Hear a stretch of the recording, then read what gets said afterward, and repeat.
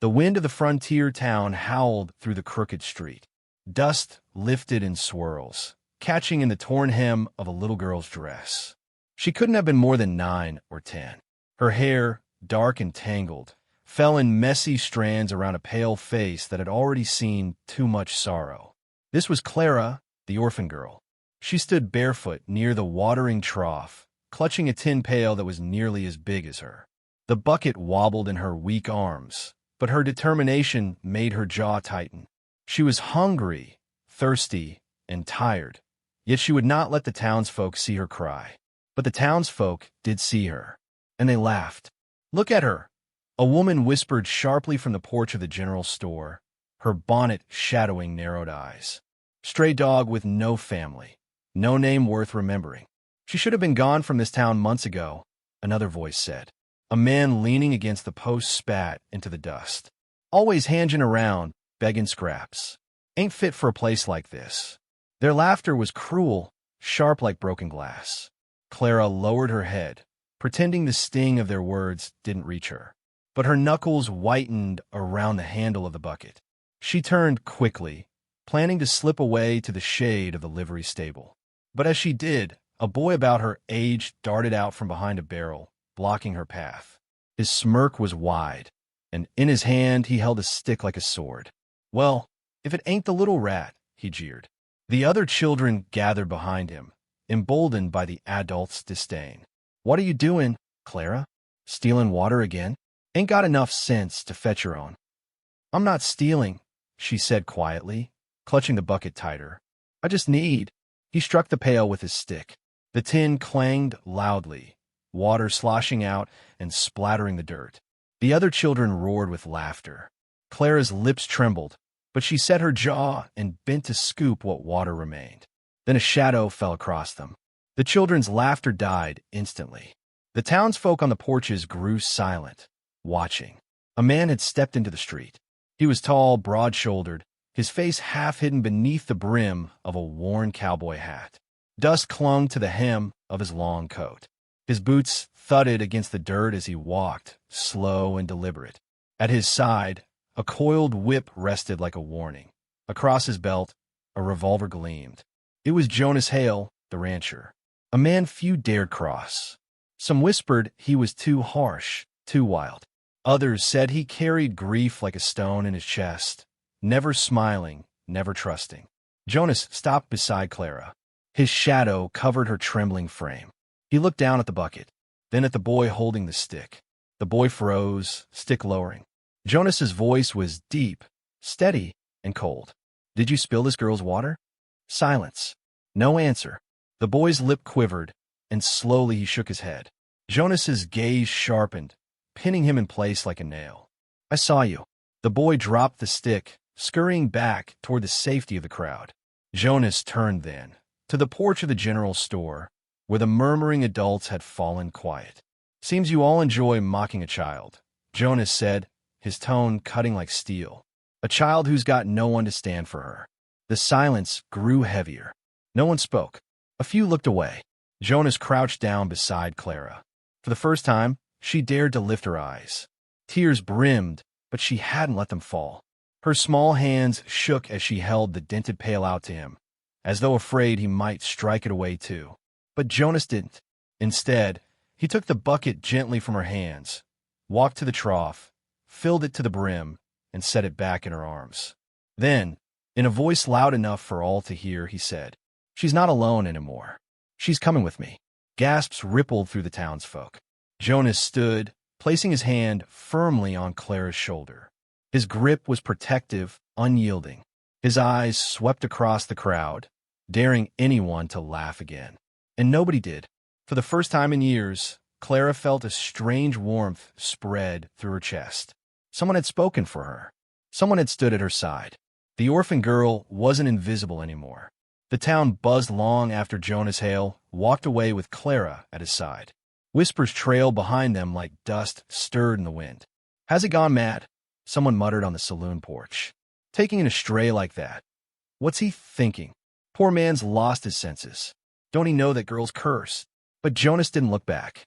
His hand remained steady on Clara's shoulder as they walked down the main street. His stride was long, purposeful, forcing her to half-run to keep up with him. When they reached his horse, tethered at the hitching post, Jonas knelt so he was eye level with her. His face was weathered, scarred by sun and loss. Yet when he spoke, there was a gentleness in his voice Clara hadn't expected. "You hungry?" he asked. Clara swallowed hard, clutching the dented pail to her chest. "Yes, sir." "Name's Jonas," he corrected, "and you don't need to call me sir." Her eyes widened slightly, as if no one had ever told her such a thing before. She nodded silently. Jonas lifted her onto his horse as though she weighed no more than a sack of feathers. Then he swung up behind her, gathering the reins. With a sharp whistle, the horse surged forward, carrying them away from the judgment of the town and into the open plains. The ride was long, the horizon stretching endlessly. The land was rough and wild. Rolling hills, patches of dry brush, the scent of sage on the wind. Clara sat stiff in the saddle, afraid to move, afraid to speak. Jonas didn't push her. He let the silence stretch until the ranch came into view, a wide spread of land bordered by a crooked wooden fence, cattle grazing lazily in the distance. The house stood tall and sturdy, smoke rising from the chimney. When they arrived, Jonas dismounted and helped Clara down. "This is home," he said simply. "Yours too, if you want it." Clara blinked up at him, confusion clouding her small face. No one had ever offered her a place before. The word home felt heavy, foreign. Jonas led her inside. The house smelled of leather and wood smoke. The walls bore the marks of a man who lived alone for too long. Sparse furniture, everything neat but touched with loneliness. A single photograph sat on the mantel, a woman with kind eyes and a gentle smile. Clara paused, staring at the photo. Jonas's jaw tightened. His voice dropped low. "My wife. She's gone." He didn't say more. He didn't need to. Instead, he gestured toward the kitchen table. "Sit. You look like you haven't eaten in days." Clara obeyed. Jonas placed a plate of cornbread and beans in front of her. She ate quickly, almost frantically, until he put a hand on her wrist. "Slow down," he said softly. "Ain't nobody taking it away." Her eyes shimmered with tears, but she forced herself to chew slower. For the first time, she ate without fear of being struck for taking too much. When she finished, Jonas leaned back in his chair. His gaze was steady, unwavering. "You'll stay here," he said. "Not as a burden, not as charity. You'll work, same as anyone else. But this place will be safe for you. Understand?" Clara nodded, her voice barely a whisper. "Yes, Jonas." For the faintest moment, his stern expression eased. Almost a smile. Almost. But word of Jonas's decision traveled fast. By sundown, 3 men rode up to his ranch. Their faces were familiar from town. The blacksmith, the saloon owner, and the same man who had spat into the dirt earlier. Jonas met them at the gate, arms crossed. "You've lost your wits," the saloon owner said, voice sharp. "That girl's nothing but trouble. Bad luck follows her like a shadow." The blacksmith added, "You know how it looks, bringing in a stray like that. Folks'll talk. They already are." Jonas's jaw flexed. "Let them talk." The third man sneered. "You really mean to keep her? Raise her? She ain't worth the dust on your boots." Behind Jonas, Clara stood frozen on the porch, clutching the railing. Fear flickered in her eyes, the old familiar dread of being cast aside again. Jonas turned his head slightly, enough for her to see his expression. His voice rang like iron striking an anvil. "She's worth more than any of you men combined." The words hung in the air, heavy and final. The men shifted uncomfortably, muttering curses under their breath. But they didn't press further. Not against Jonas Hale. As they rode off, Jonas stepped onto the porch. Clara looked up at him, tears streaking her cheeks. Why did you say that?" she whispered. "Why stand up for me?" Jonas crouched, so he was eye level with her once more. His eyes were steady, but softer now. "Because I know what it is to be left with nothing," he said quietly. "And I swore I'd never watch another soul go through it alone." Clara's lip trembled. Then, with hesitation, she whispered, "Does that mean I'm your daughter now?" Jonas's throat worked, and for a moment he said nothing. The word seemed to strike something deep inside him, something raw, something long buried. Finally, he placed a calloused hand on her shoulder and nodded once. Yeah, from this day on, you're mine. And though the night wind howled across the ranch, Clara felt, for the first time, that she wasn't afraid of it anymore. The morning sun spilled over the plains like molten gold. Clara woke to the smell of wood smoke and the sound of boots on the porch. For a moment, panic shot through her, memories of being ordered out of bed, of harsh words and harsher hands. But then she remembered where she was. Jonas's ranch. Safe. She crept into the kitchen, barefoot, where Jonas was already at the stove, frying bacon in a cast-iron skillet. His hat was pushed back, hair a little messy, as though he hadn't bothered with mirrors in years. "Sit," he said without looking at her. Clara obeyed. She folded her hands, trying to sit proper, though her eyes darted to the food sizzling in the pan. Jonas glanced at her, and, for once, the corners of his mouth twitched. "Ain't no use staring. Food tastes better in your belly than in your eyes." Her cheeks burned, but she smiled faintly. After breakfast, Jonas handed her a pair of worn boots and a straw hat. "You'll need these. Ain't no child on this ranch sitting idle." Clara slipped her feet into the boots. They were too big, clumsy on her small legs, but she didn't complain. She followed Jonas outside, with a land stretched wide and untamed. He led her to the corral, where horses pawed the dirt and snorted impatiently. "First thing you'll learn is respect," Jonas said, resting one hand on the fence. "Respect for animals, for land, for yourself. Ranch will chew up anyone who forgets that." Clara nodded quickly, determined to prove herself. He opened the gate and guided her toward a chestnut mare. The horse lowered its head, nostrils flaring as Clara approached. "Don't be afraid," Jonas instructed. "Animals smell fear quicker than men. Go slow. Let her see you." Clara extended a trembling hand. The mare snuffled her palm, warm breath tickling her skin. Her eyes lit up, and for the first time in days, a small laugh escaped her. Jonas watched silently, arms crossed, but something in his gaze softened. As the days stretched into weeks, Clara worked tirelessly. She fetched water from the well, carried feed for the cattle, and learned how to patch fences with hands blistered and sore. She stumbled often, fell twice. Once she spilled an entire bucket of milk, her eyes wide with terror, bracing for a strike. But instead of anger, Jonas only sighed and handed her another pail. "Try again." Each failure was met not with punishment, but patience. Each day, she grew steadier, stronger. Yet Clara's past lingered like a shadow. At night, she sometimes woke screaming, hands clutching at the blanket, eyes darting wildly. Jonas never asked questions. He only sat in the doorway until she drifted back to sleep. One night, after such a dream, Clara whispered into the darkness, "You don't have to stay." From the shadows, Jonas's voice came steady. "You ain't alone anymore. Get used to it." But not everyone wanted Clara to belong. One afternoon, when Jonas rode into town for supplies, Clara was left to tend the chickens. A pair of boys, sons of the saloon owner, came strutting down the dusty road.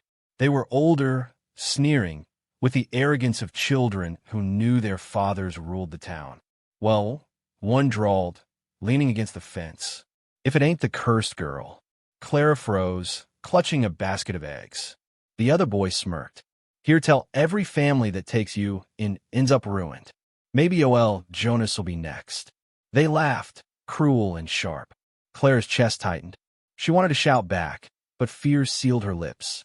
Then Jonas's voice boomed from behind them. "You two got no business here." The boys stiffened, color draining from their faces as Jonas dismounted his horse. He towered over them, eyes blazing with quiet fury. "You speak another word to her," Jonas growled, "and I'll make sure your daddies hear it. And they know well enough. I keep my promises." The boys bolted, stumbling over their own boots as they fled down the road. Clara stood trembling, clutching the basket so tightly an egg cracked in her hand. Jonas approached, kneeling until he was eye level. "Don't you listen to him. Their words ain't worth spit." Her lip quivered. But what if they're right? Jonas's jaw tightened. He placed a calloused hand gently on her shoulder. They ain't. You're here. You work hard. You're part of this ranch. Part of me. That's the only truth that matters. For the first time, Clara believed it. Weeks later, the ranch bustled with the rhythm of life. Clara learned to braid rope, to stack hay, even to ride bareback across the open fields. Her laughter echoed against the hills, startling Jonas at times, as though he'd forgotten what such a sound felt like. But beneath the peace, a storm brewed. The men in town hadn't forgotten Jonas's defiance. They gathered in whispers, voices low, resentment sharp. One evening, as Jonas saddled his horse, the blacksmith rode up with grim eyes. "You've got enemies, Hale," he warned. "They don't take kindly to you defying them. Word is, they aim to take the girl back, whether you agree or not." Jonas's grip on the reins tightened, knuckles white. "They'll have to ride through me first," he said coldly. And when he turned toward the porch, where Clara sat humming to herself with a doll made of scraps, his resolve hardened. No one would take her, not while he still drew breath. The sky darkened long before the storm arrived. Clouds heavy with rain pressed low, casting long shadows over the valley. On the ranch, the animals grew restless, pawing and pacing. Clara sensed it too, the air thick with something more than weather. She stood on the porch, arms wrapped around herself, watching Jonas oil his rifle by lamplight. "Are they really coming?" she whispered. Jonas didn't look up. His hands moved steady, practiced. Men like them don't like being defied. They'll come, sure as night follows day. Clara swallowed hard. Her heart raced. But what if they take me? Finally, Jonas raised his eyes, sharp as steel under the brim of his hat. "No one's talking you. Not while I'm standing." That night, the wind howled through the eaves. Clara tried to sleep, but every creak of the boards, every snap of the shutters jolted her awake. She thought of the boy's cruel words, of the whispers in town, of the life she'd run from. But then she thought of Jonas, the way he stood tall in the corral, unshaken, the way he had promised, again and again, that she wasn't alone. Her fists clenched. Maybe she wasn't as powerless as she thought. Morning broke gray and bitter. Jonas saddled his horse, shotgun slung across his back. "I'll ride into town," he told Clara. "Pick up what we need.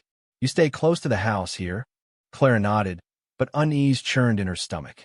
As Jonas rode away, his figure shrinking against the horizon, the ranch suddenly felt too quiet. Hours passed. Clara fed the chickens, swept the porch, fetched water from the well. She tried to busy her hands, but her ears strained at every distant sound. And then she heard it, the crunch of wagon wheels, the heavy thud of boots. Her breath caught. 3 men strode into the yard, faces hard, eyes cruel. Behind them, the same boys who'd taunted her before smirked from the wagon. Well, the tallest man drawled, his voice rough as gravel. "Looks like Hale left his little stray all alone." Clara stepped back, clutching the doorframe. The man sneered. "We ain't here to hurt you, girl, just to take you back where you belong." Her voice trembled, but she forced the words out. "I don't belong to you. I don't belong to anyone." The men laughed. "That what he told you? You think Jonas Hale can change who you are? You're cursed, girl." And curses dragged down everyone around him. Clara's knees shook, but she stood her ground. "You're wrong," she whispered. "I help on the ranch. I work hard. I belong here. With him." The men's faces hardened. One stepped forward, reaching for her arm, and that was when the sound of hooves thundered across the yard. Jonas. He rode in like a storm himself, shotgun raised, eyes blazing with fury. He swung off his horse, the ground trembling beneath his boots. "You've got 10 seconds, Jonas growled, voice low and lethal. 10 seconds to get off my land." The men hesitated, sneering but uneasy. "Or what?" the tall one spat. "You'll shoot us down in front of the girl?" Jonas's finger rested steady on the trigger. "Try me." The silence stretched thick and taut. Finally, the men spat curses, retreating to their wagon. "This ain't over, Hale," the leader snarled. "You can't fight the whole town." Jonas stepped closer, towering, his voice cold as steel. "Then the whole town better be ready to bleed." The wagon rattled away, leaving dust and tension in its wake. Clara ran to him, throwing her arms around his waist. She was shaking, her face buried against his chest. "I tried," she sobbed. "I told him I belong here, but that—" Jonas dropped his shotgun and knelt, gripping her shoulders firmly. His eyes burned, but not with anger, with pride. "You did good," he said, his voice rough. "You stood your ground. You spoke the truth. That takes more courage than any gun." Clara looked up at him, tears streaking her cheeks. "I was so scared." He brushed a strand of hair from her face, his hand surprisingly gentle. "Bravery ain't never about not being scared. It's about standing anyway. And you did." That night, as the rain finally broke and hammered against the roof, Jonas sat by the fire, whittling in silence. Clara curled beside him, half asleep, the glow of the flames painting her face in gold. For years, his cabin had been nothing but walls and wood, a place to eat, to sleep, to survive. But now, with Clara's small form against the chair, with her quiet breathing filling the room, it felt like something else entirely. It felt like home. Jonas set his knife aside, staring into the fire. He had taken her in to protect her, to save her. But somewhere along the way, she had saved him too, from silence, from solitude, from becoming as hard as the mountains themselves. He reached down, tucking the blanket around her shoulders. "You're safe here," he murmured, though she was already asleep. "Safe, and mine to protect. Always." And in that moment, Jonas Hale, once called wild, once feared and avoided, felt something break open inside him. For the first time in years, he wasn't just surviving. He was living, and he would fight anyone or anything to keep it that way. The storm had passed, but the air in town was heavier than ever. Dust swirled in the streets, shutters banged loose, and people whispered as Jonas Hale rode in with Clara at his side. It wasn't his way to bring trouble into town, but this wasn't about his way anymore. This was about hers, about proving, once and for all, that she wasn't to be broken, and he wasn't to be trifled with. Clara's hands trembled on the reins, but her chin was lifted, eyes steady. The words of the men still rang in her ears, cursed, unwanted, nothing but a burden. But Jonas's voice was stronger in her heart. "You belong here. You're safe with me." They rode to the center of town, where men already gathered. The same sneering faces from the ranch, but more now. Half the town, it seemed, curiosity pulling them like moths to fire. The tall leader stepped forward, hand on his belt knife, smirk curling his lips. Well, he drawled. The mountain man finally crawled out of his hole, and he brought his stray. Murmurs rippled through the crowd, some with scorn, others with unease. Jonas dismounted slow, boots striking the dirt with a sound like thunder. He didn't draw his shotgun yet, but the weight of it across his back was clear enough. "You're done," Jonas said, his voice carrying low but sharp, cutting through the whispers. "This ends tonight." The man sneered. "You think you can stand against all of us? You ain't welcome here. Neither is she. Women like her bring nothing but ruin." Clara's hands clenched in her skirts. The words still stung, but something inside her burned hotter. She stepped forward before Jonas could stop her. "You're wrong," she said, her voice shaking at first, then stronger. "I've worked that ranch. I've pulled calves in the mud. I've carried water. I've stitched wounds with my own hands. I'm not cursed. I'm not worthless. I'm alive, and I'm not afraid of you anymore." Gasps spread through the crowd. No one expected the quiet, bruised girl to stand in the open like that, to throw words like stones. The tall man's smirk faltered. "Watch your tongue, girl. Women who forget their place end up back in the dirt." Jonas stepped beside her, towering, eyes blazing. "She's standing where she belongs, by my side, and anyone who aims to put her in the dirt." He dropped his voice, lethal and final. "I'll put 6 feet under first." The silence was heavy, the whole town holding its breath. Finally, the tall man laughed, though it rang hollow. "Big words, mountain man, but you can't keep her forever. You can't fight the whole world." Jonas leaned forward, close enough that only the first row could hear, but his words carried anyway. "Then let the world come. I'll be ready." It didn't come to bullets that day. The men, faced with the fire in Clara's eyes and the steel in Jonas's, backed down under the weight of their own cowardice. One by one, they spat in the dirt and retreated, leaving only their empty threats behind. The crowd lingered, murmurs shifting. Not everyone was won over. Some still looked at Clara with suspicion, but others looked with something different, respect, maybe even shame for the way they joined in the cruelty. For Clara, it was enough. That night, back at the cabin, Clara sat by the fire, staring at her hands. They were blistered from work, scratched from fences and rope, but they didn't tremble anymore. Jonas set a tin cup of coffee beside her. He lowered himself onto the chair across from her, watching in silence as the flames danced. Finally, he spoke. "You were braver than I've ever been." Clara looked up, startled. "Me? You stood against them all. You."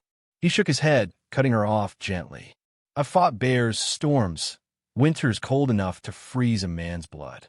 But I never spoke my heart aloud, never dared to say I needed something, someone." Her lips parted, breath catching.